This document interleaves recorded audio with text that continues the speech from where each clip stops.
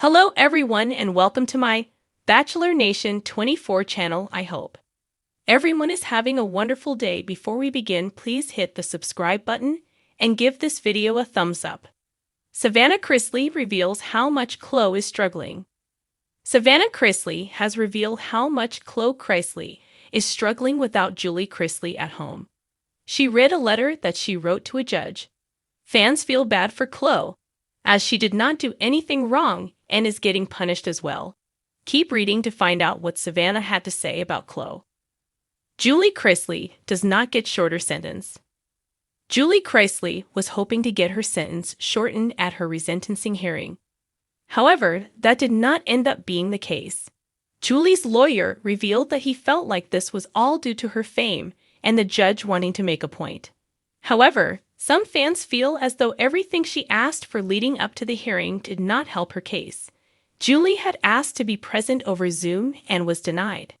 She also asked to wear street clothes to the hearing and was denied. Julie then asked for a 24-hour furlough, which was also denied. Savannah Chrisley reveals struggles of Khloe Chrisley. Savannah Chrisley has revealed how much Khloe Chrisley is struggling during this time. Fans felt bad for Khloe after hearing how much she was struggling. Unfortunately, she will not be getting her mother home anytime soon.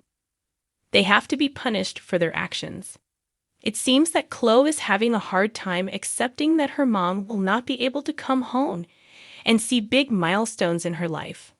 However, Savannah is doing the best that she can to give her a mom in her life. Fans applaud Savannah for taking such good care of Khloe and Grayson.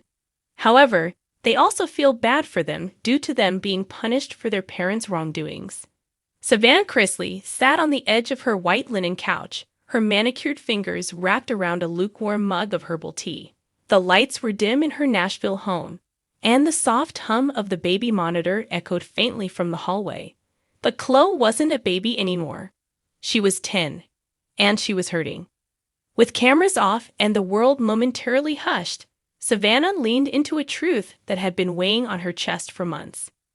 Khloe's struggling more than anyone realizes. She finally confessed during a recent podcast episode of Unlocked with Savannah Chrisley. Her voice cracked under the pressure of what she had kept bottled up for too long.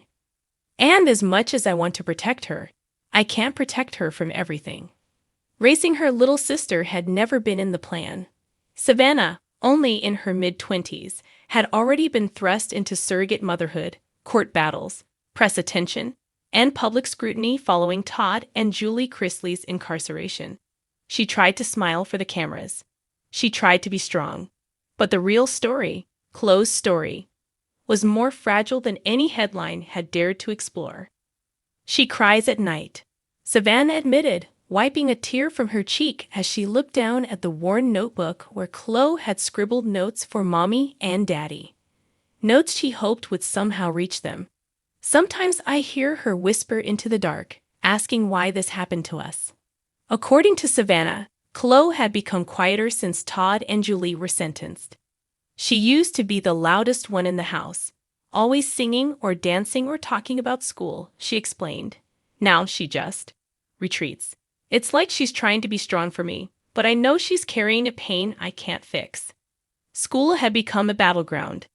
Teachers tried to be understanding, but other kids weren't always so kind. Khloe's classmates had seen the headlines. Some parroted cruel things their parents had said. Savannah recalled a day when Khloe came home with her backpack half unzipped and tears staining her cheeks. She said a kid told her she'd end up in prison too, just like her family. Savannah had to bite her tongue. She couldn't walk into that school guns blazing, no matter how much she wanted to defend Khloe. Instead, she hugged her tighter than ever, reminding her, "You are not your parents' mistakes. You are love, and you are mine." And yet, Savannah wasn't blind to the reality. Khloe missed her parents fiercely.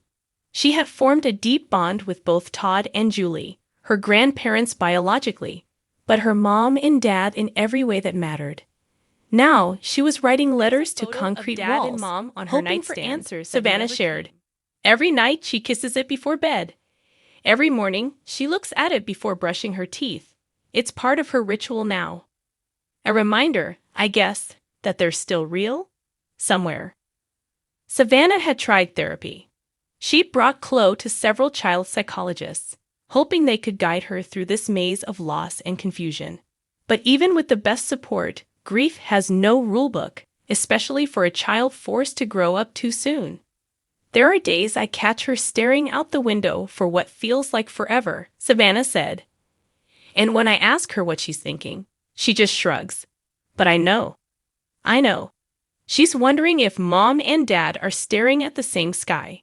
Despite the hardships, Savannah refused to let Chloe drown in sadness.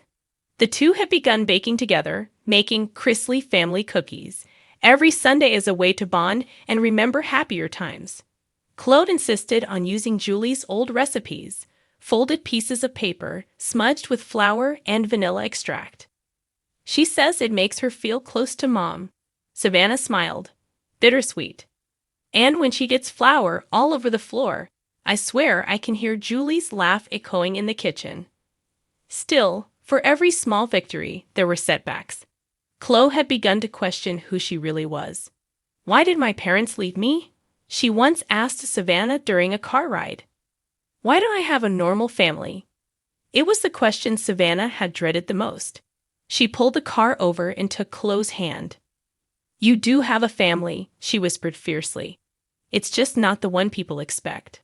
But we're strong. And we love hard. And we don't quit. Lately, Chloe had become curious about the future. Would she ever get to live with Todd and Julie again? Would they come home before she turned 18? Could she visit them more often? We do video calls when we can, Savannah explained. But it's never enough. Seeing them through a screen, no hugs, no pancakes, no bedtime stories, it's not the same. Still, Savannah holds hope. Hope that Todd and Julie's sentences will be reduced. Hope that Chloe's childhood won't be entirely shaped by bars and courtrooms. Hope that one day, Chloe will look back at this chapter and see not just the pain, but the power it gave her. She's a fighter, Savannah said proudly. Even when she's quiet, even when she cries, Chloe's fighting every single day to find light in the middle of all this. And Savannah? She's fighting too. Not just for Chloe, but for herself, for the sisterhood that's become motherhood, for the legacy of a broken but loving family, and for the future Chloe deserves. I don't know what tomorrow brings, Savannah said softly, her voice trembling under the weight of all the unknowns. But I do know this. Chloe will never walk alone. Not on my watch. In that truth, Savannah found her strength. And in her strength, Chloe continues to find hers. One bedtime story, one teardrop, and one I love you at a time.